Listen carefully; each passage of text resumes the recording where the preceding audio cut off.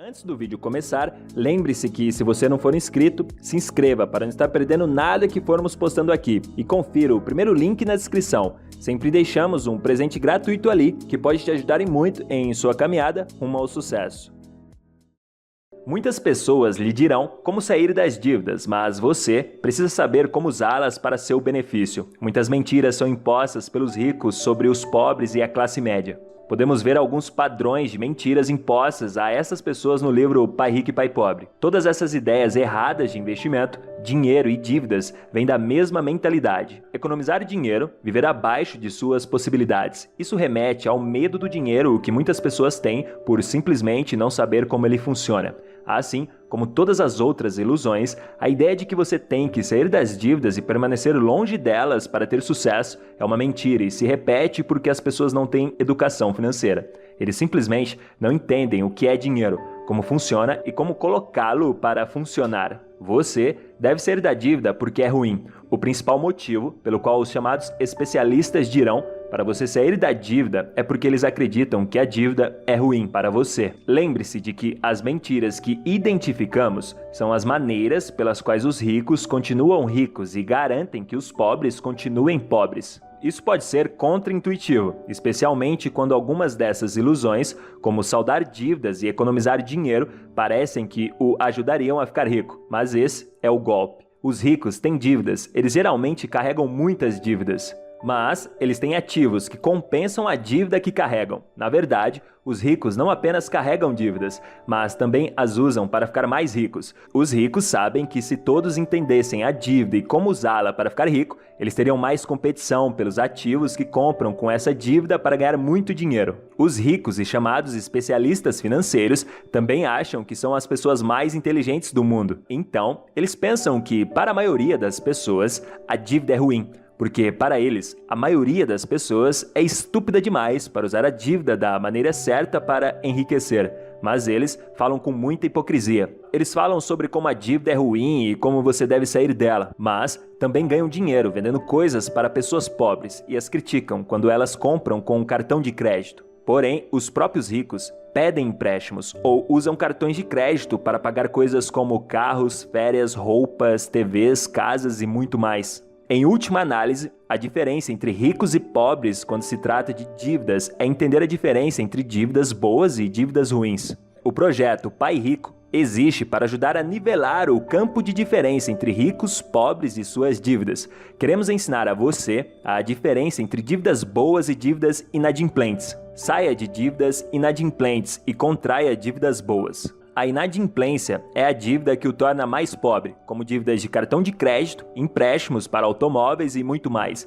Esse é o tipo de dívida usado para comprar passivos. Ironicamente, essa é a dívida com a qual aqueles que dizem que a dívida é ruim ficam ricos vendendo aos pobres. Boa dívida é a dívida que o torna mais rico, como um empréstimo para uma propriedade de investimento ou para a compra de um equipamento para o seu negócio que lhe trará retorno. Este é o tipo de dívida usado para comprar ativos. Os ricos usam esse tipo de dívida para comprar ativos ou criar produtos que vendem aos pobres, que muitas vezes contraem dívidas inadimplentes para comprá-los.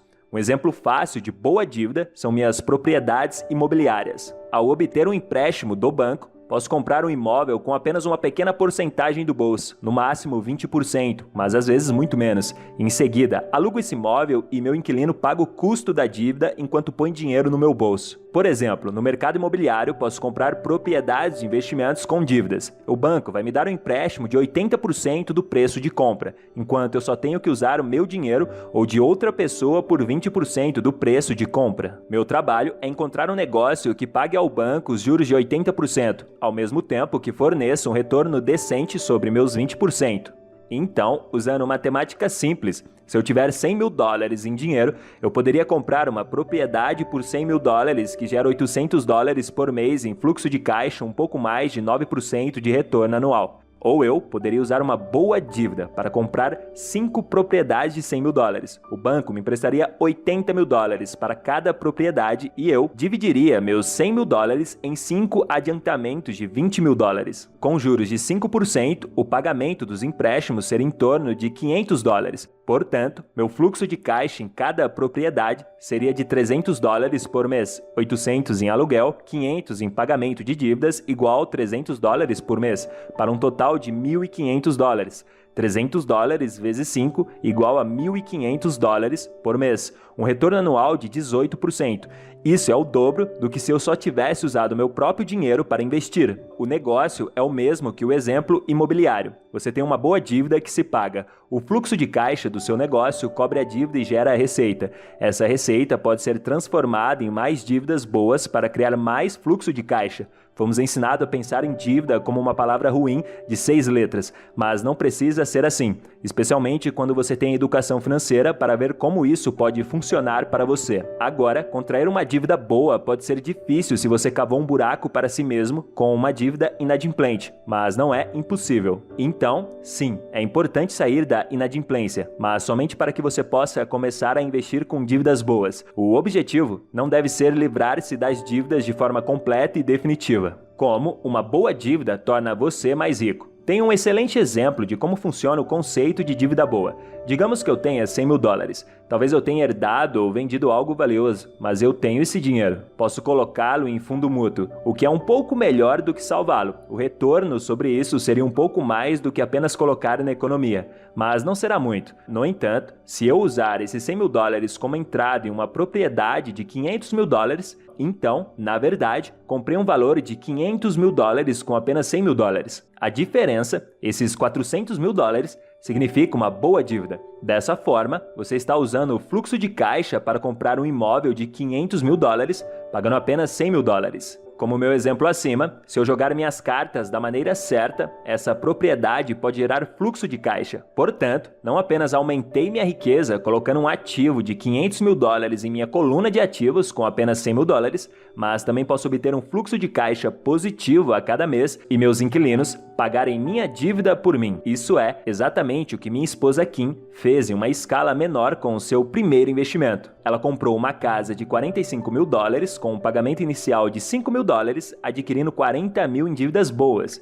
e ela colocou essa propriedade para funcionar. Os inquilinos pagaram a hipoteca e os impostos por ela. Ela estava lucrando ou gerando fluxo de caixa positivo de 25 dólares por mês. Não foi muito, mas foi um começo. Ela usou a mesma prática repetidamente e continuou colocando esse dinheiro para trabalhar. Hoje, ela investe milhões, mas o conceito é o mesmo.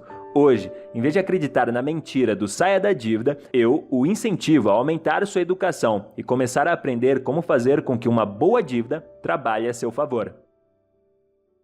E aí, gostou desse vídeo? Lembre-se do nosso compromisso de 3 Cs. Comente, compartilhe e crie. Comente aqui abaixo qual foi a parte mais interessante que você achou desse vídeo. Compartilhe esse vídeo com o seu amigo ou amiga e nos ajude a ajudar o maior número de pessoas possíveis. E crie algo maravilhoso com a vida que Deus já lhe deu. Sucesso sempre, vou ficando por aqui e até a próxima.